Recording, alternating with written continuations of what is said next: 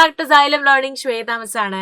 അപ്പൊ ഞാൻ നമ്മുടെ ഓണം എക്സാം ഒക്കെ ഇങ്ങ് അടുത്തെത്തി. അടിപൊളിയായിട്ട് നിങ്ങൾ എല്ലാവരും പഠിച്ചു തുടങ്ങിയിട്ടുണ്ടാവും അല്ലേ?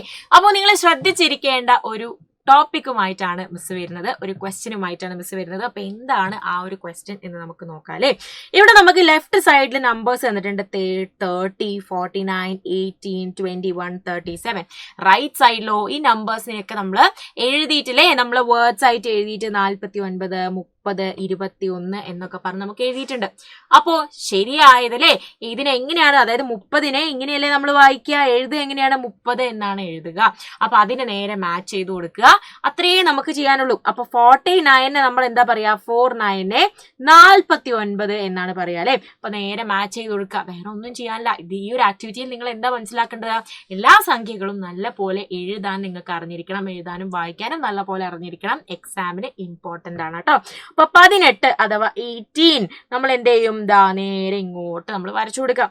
21 അഥവാ 21-ലെ 21-നെ ഇങ്ങോട്ടും വരച്ചു കൊടുക്കുക. 37 അഥവാ 37 ഇതിനെ ഇങ്ങോട്ടേക്കും മാച്ച് ചെയ്ത് കൊടുക്കാം. ഇത്രയും കാര്യങ്ങൾ പറയാനാണ് മിസ് ഇന്നത്തെ ഈ ഒരു വീഡിയോയിൽ വന്നിട്ടുള്ളത്. നെക്സ്റ്റ് വീഡിയോ ആയിട്ട് മിസ് വീണ്ടും വരുന്നതായിരിക്കും. അതുവരേക്കും ബൈ.